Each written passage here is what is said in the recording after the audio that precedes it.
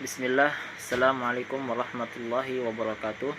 Perkenalkan, nama saya Ahad Ugam Persemawan dari kelas C, Program Studi Pendidikan Agama Islam, Fakultas Agama Islam Universitas Indonesia Timur dengan NIM 2480183, yang dimana pada kesempatan ini saya akan mempresentasikan materi tentang perkembangan anak pada masa sekolah, yaitu anak yang berada pada rentang usia 6-12 tahun.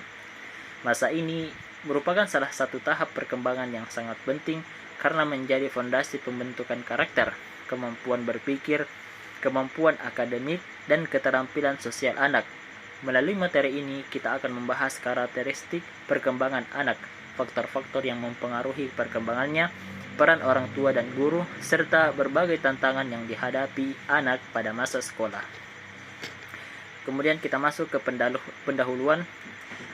Masa sekolah berlangsung pada usia 6 hingga 12 tahun. Pada fase ini, anak mengalami perkembangan yang sangat pesat dalam aspek fisik, kognitif, sosial, emosional, dan moral. Selain itu, masa sekolah merupakan periode pembentukan kepribadian, pola pikir, serta kebiasaan belajar yang akan berpengaruh hingga masa remaja dan dewasa. Di era sekarang, anak juga menghadapi tantangan baru seperti penggunaan teknologi digital, tantangan akademik, dan perubahan pola interaksi sosial. Oleh karena itu, anak membutuhkan pendampingan dari orang tua, guru, dan lingkungan agar perkembangannya berjalan secara optimal. Kemudian, pengertian dan karakteristik. Masa sekolah merupakan tahap ketika anak mulai memasuki pendidikan formal dan berinteraksi lebih luas dengan lingkungan di luar keluarga.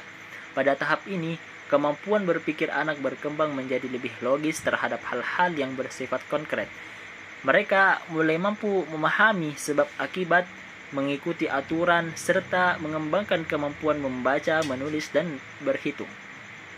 Selain itu, hubungan dengan teman sebaya menjadi semakin penting karena membentuk rasa percaya diri, kemampuan bekerja sama, dan identitas sosial anak. Di sisi lain, anak juga mulai memahami nilai moral seperti kejujuran, disiplin, dan tanggung jawab. Kemudian, aspek perkembangan fisik dan kognitif. Aspek pertama adalah perkembangan fisik dan motorik. Pada usia sekolah, pertumbuhan tinggi dan berat badan berlangsung secara stabil. Kemampuan motorik kasar seperti berlari dan melompat semakin baik. Begitu juga motorik halus seperti menulis, menggambar, dan menggunakan alat belajar. Selanjutnya adalah perkembangan kognitif. Anak mulai mampu berpikir logis, mengelompokkan benda, memahami hubungan sebab akibat, meningkatkan daya ingat, konsentrasi, dan mampu menyelesaikan masalah sederhana yang berkaitan dengan kehidupan sehari-hari. Kemudian, bahasa sosial, emosional, dan moral. Perkembangan bahasa terlihat dari bertambahnya kosakata serta meningkatnya kemampuan membaca, menulis, dan berkomunikasi. Dalam aspek sosial dan emosional, anak mulai memiliki banyak teman belajar, bekerja sama, menghargai orang lain, mengembangkan empati, dan mampu mengendalikan emosinya dengan lebih baik. Sedangkan pada perkembangan moral, anak mulai memahami aturan, membedakan perilaku yang benar dan salah, serta belajar menerapkan nilai-nilai seperti kejujuran, disiplin, dan tanggung jawab dalam kehidupan sehari-hari. Kemudian kita masuk ke slide selanjutnya, faktor yang mempengaruhi perkembangan. Perkembangan anak dipengaruhi oleh dua kelompok faktor, yaitu faktor internal dan faktor eksternal. Faktor internal meliputi genetik, kondisi kesehatan, gizi, serta bakat yang dimiliki setiap anak. Sedangkan faktor eksternal meliputi keluarga, sekolah, teman sebaya, lingkungan sosial, serta penggunaan teknologi digital. Semua faktor tersebut saling berinteraksi. Potensi anak akan berkembang secara maksimal apabila mendapatkan lingkungan yang sehat, pendidikan yang baik, dan dukungan dari keluarga. Kemudian, peran orang tua dan guru. Orang tua merupakan pendidik pertama bagi anak. Mereka bertugas memberikan kasih sayang, memenuhi kebutuhan anak, memantau perkembangan belajar, serta memberikan motivasi dan teladan yang baik. Guru memiliki peran sebagai pendidik, pembimbing, fasilitator, sekaligus teladan. Guru tidak hanya mengajarkan materi pelajaran, tetapi juga membentuk karakter, mengembangkan kreativitas, dan mengidentifikasi kesulitan belajar yang dialami peserta didik. Kerjasama antara orang tua dan guru sangat penting agar perkembangan anak dapat berjalan secara optimal. Kemudian selanjutnya, lingkungan sekolah dan kolaborasi. Lingkungan sekolah yang baik akan memberikan rasa aman dan nyaman pada anak dalam belajar. Sekolah juga menjadi tempat anak mengembangkan bakat melalui kegiatan akademik maupun non-akademik, seperti olahraga dan seni. Selain itu, keberhasilan perkembangan anak memerlukan kolaborasi antara orang tua, guru, sekolah, dan masyarakat.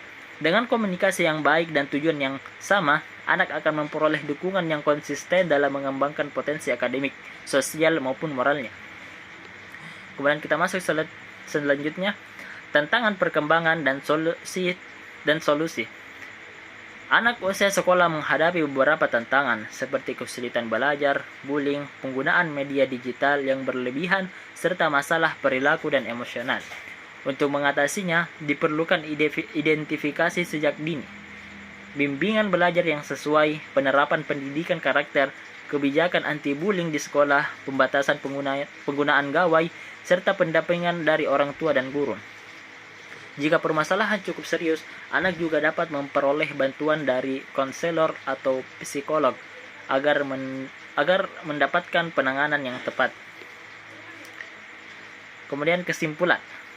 Sebagai penutup, dapat disimpulkan bahwa masa sekolah merupakan tahap yang sangat penting dalam perkembangan anak karena menjadi dasar pembentukan karakter, kemampuan berpikir, dan keterampilan sosial. Perkembangan fisik, kognitif, bahasa, sosial, emosional, dan moral harus berkembang secara seimbang.